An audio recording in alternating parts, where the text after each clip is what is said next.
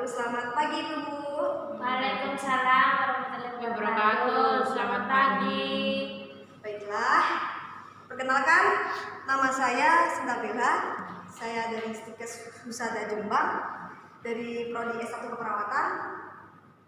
Pada kesempatan kali ini, saya akan memberikan penjelasan kepada ibu-ibu tentang bagaimana cara pencegahan perdarahan pada wanita sebelum melahirkan. Baiklah ibu-ibu, sebelumnya saya akan bertanya kepada ibu,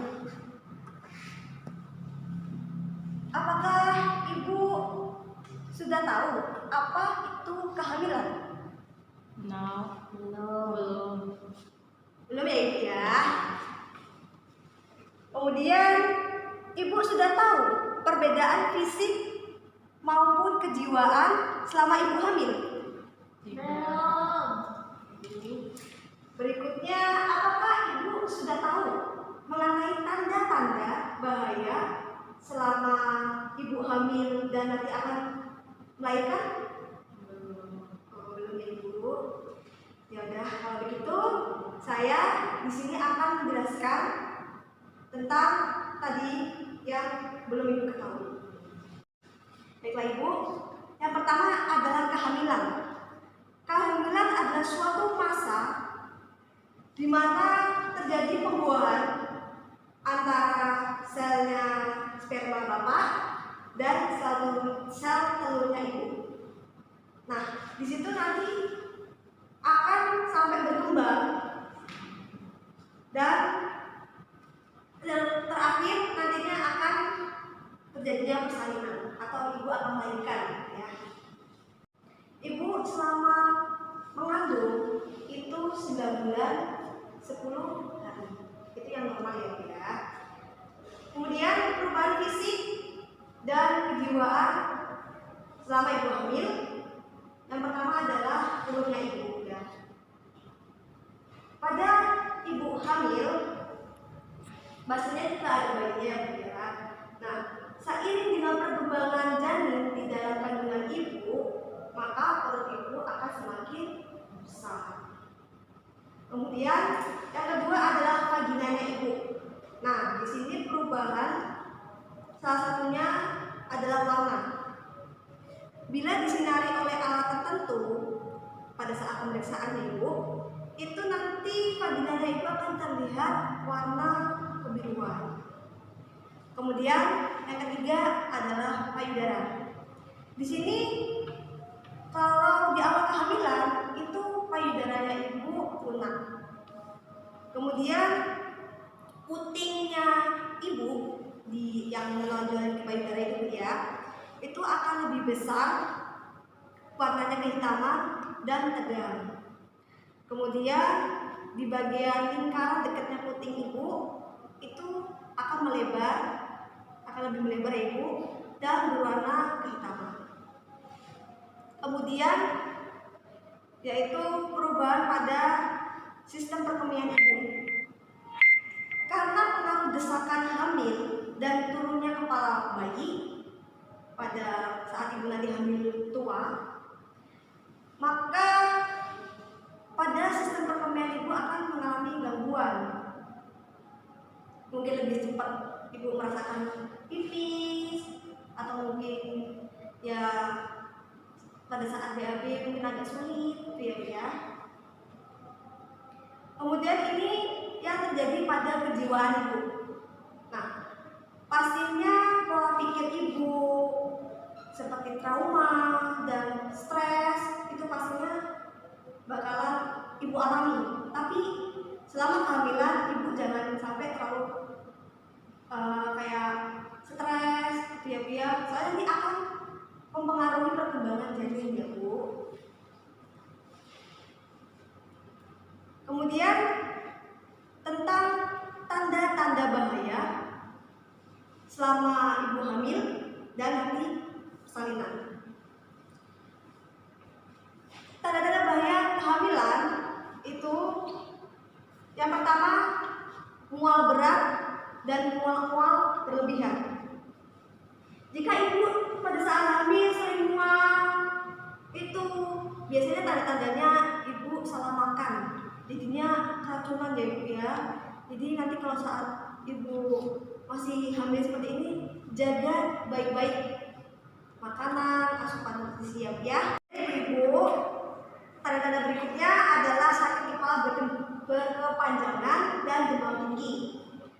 Nah, di sini sakit kepalanya itu pastinya juga bersertakan dengan gangguan penglihatan dan pembengkakan. Nah, biasanya ini ibu bakalan alami di kehamilan tua, biasanya di trimester ketiga itu ya. Kemudian demam tinggi ya ibu, di sini ditandai seperti naik kadarnya protein di dalam sistem urinnya ibu ya, dan pembengkakan pada tungkai ya, tungkai kakinya ibu. Kemudian keputihan dan rasa panas saat berkemih. Di sini keputihan di kehamilan itu merupakan hal yang sangat wajar ya, normal. Nah, tapi kalau udah dirasai dengan gatal, terus itu warnanya kehijauan, coklat, terus berbau ya ibu, itu ibu harus waspada ya. Kemudian pembengkakan dan ketuban pecah dini. Nah, ini pembengkakan yang tadi ya saya ada menyinggung. Ini di salah satu kaki ibu. Biasanya kayak mengarah pada pembekuan ya ibu ya, pembekuan darah. Kemudian kalau ketuban pecah dini ini biasanya lebih awal di usia kehamilan 37 minggu sebelum pembukaan mulut rahim pada saat persalinan ibu ya. Kemudian adalah pendarahan. Nah, ini yang sangat diwaspadai sekali ibu ya. Pendarahan ini biasanya ada yang ringan, ada yang berat. Kalau yang ringan biasanya itu tanpa sakit atau nyeri. Kemudian kalau sampai pendarahan hebat ibu ya, serius, itu disertai dengan darah berwarna gelap dan disertai nyeri perut yang hebat, dan ibu itu sangat ingin mengalami rasanya lemes, tubuhnya ibu pingsan. Dan ini biasanya terjadinya di trimester pertama ya ibu ya. Dan yang terakhir ini adalah keguguran ya. Apabila ibu mengalami pendarahan serta nyeri perut ya bu ya, kram. Nah, ini biasanya seringnya di trimester pertama dan kedua. Kemudian ini adalah tanda-tanda bahaya pada saat ibu melahirkan atau bersalin. Di sini biasanya bayi tidak lahir dalam 12 jam sejak terasa mulas. Kemudian keluar darah dari jalan lahir sebelum melahirkan. Tali pusat atau kaki tangan bayi terlihat pada jalan lahir. Kemudian tidak kuat mengejar. Air ketuban keluar dari jalan lahir sebelum terasa mulas. Dan kemudian ibu mengalami kegelisahan atau mengalami kesakitan yang hebat. Baiklah ibu-ibu, setelah apa yang tadi saya jelaskan, apakah ibu kurang paham atau mungkin ada yang perlu ditanyakan? Saya mau tanya dulu ya. Apa yang menyebabkan tungkai pada kaki kita itu bengkak? Dan gimana cara ngatasinnya biar nggak bengkak? Yang pertama saya menjawab pertanyaan dari Bu Gani. Kaki bengkak itu lebih umumnya terjadi pada trimester ketiga. Biasanya hal ini disadari ketika sepatunya yang biasanya dipakai terasa lebih sempit atau bahkan tidak cukup lagi. Nah, selain meningkatnya cairan tubuh, penyebab kaki bengkak pada ibu hamil itu rahim yang terus membesar seiring berkembangnya janin. Kemudian selain yang saya sebutkan tadi, ibu melakukan aktivitas seperti berdiri terlalu lama, kelelahan, atau melakukan aktivitas terlalu berat, kelebihan air ketuban, bisa jadi ibu mengalami kehamilan bayi kembar, ya. Kemudian cuaca panas, kurang minum air putih, dan kurang mengonsumsi makanan yang mengandung kalsium, dan terlalu banyak ibu mengonsumsi tentang makanan yang mengandung garam tinggi atau sering minum yang berkafein. Kemudian bagaimana sih cara penanganannya atau mengatasi pada saat ibu mengalami kaki bengkak, ya? Yang pertama yaitu taruh kaki lebih tinggi, ambil bangku kecil untuk menempatkan kaki ibu di menempatkan kaki ibu saat duduk. Kemudian jangan melipat kaki saat duduk dan jangan terlalu banyak berdiri. Kemudian pakai sepatu yang nyaman ya Bu ya, jangan kayak high heel ya Bu ya. Ibu kan waktu hamil jadinya lebih berhati-hati ya Bu ya. Terus tadi juga banyakin Bu ya air putih, terus makan makanannya juga gitu. Dan ibu kalau ingin pada waktu santai ibu ambil atau gimana ya, membuat rendaman air hangat ibu ya, untuk bisa membuat rasa rileks. Kemudian saya akan menjawab 3. Baiklah ibu, apakah ada pertanyaan lagi? Saya. Ya ibu silakan. Saya ingin bertanya, ini masalah ngidam. Oh ya gitu ibu, kenapa ibu?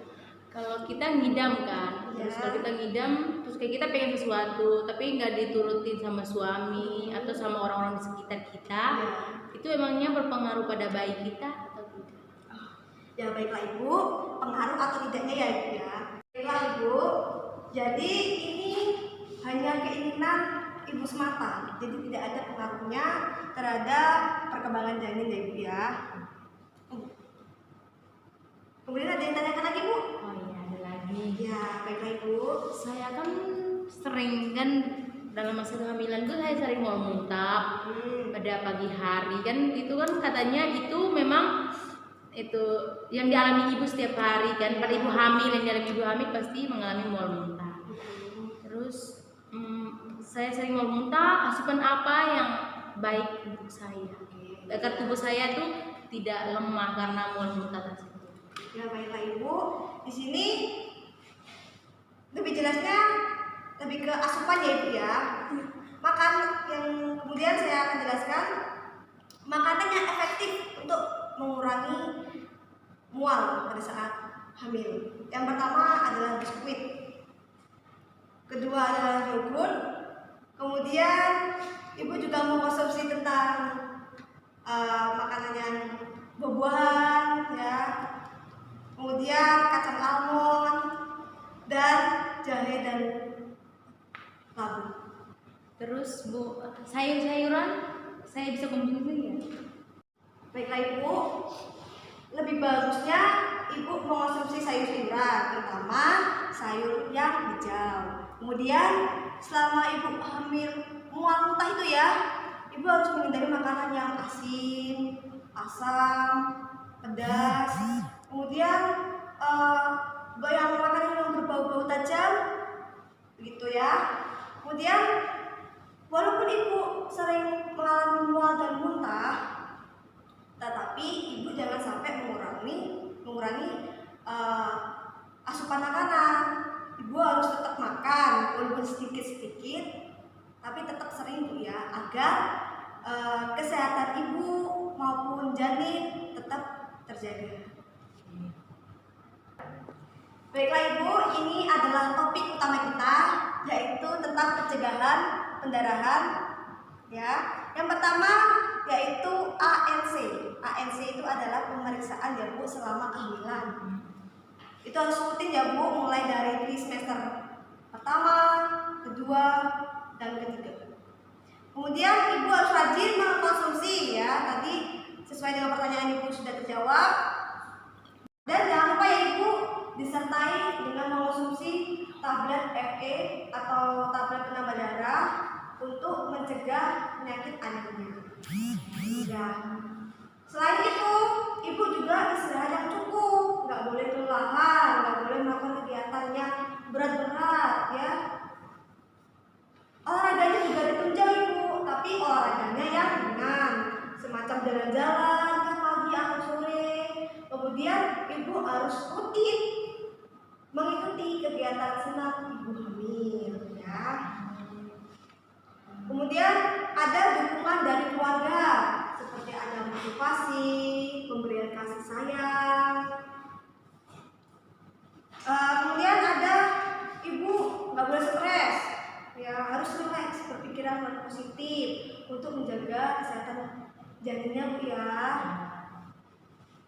Kemudian jika ibu tadi mengalami keluhan-keluhan seperti ada tanda-tanda yang berbahaya pada saat ibu hamil usia seperti ini, jangan lupa ya segera tanggap untuk pergi tempat pelayanan kesehatan ya, semacam mungkin terdekatnya ibu bidan, BPM, dan puskesmas atau dokter yang terdekat. Kemudian penanganan, kalau ibu sudah mengalami perdarahan, sikapnya pertama itu adalah jangan panik. Ibu jangan panik, tetap relax, tetap atur nafas. Kemudian segera mencari dan mempersiapkan transport untuk ke tempat pelayanan terdekat, seperti semacam puskesmas, rumah sakit. Kemudian ibu bisa nanti suatu waktu membutuhkan donor darah ya. Baiklah ibu, materi telah saya sampaikan berupa penyuluhan tentang pencegahan pendarahan pada wanita yang akan melahirkan. Semoga yang saya sampaikan ini dapat bermanfaat dan dapat diterapkan di kehidupan sehari-hari ya. Ini moga-moga ibu selalu sehat, Amin. diberikan kelancaran, Amin. ya, ibu sehat dan keluarga sejahtera. Amin. Terima kasih saya ucapkan pada ibu-ibu yang telah hadir dan yang bersangkutan yang telah hadir di sini juga.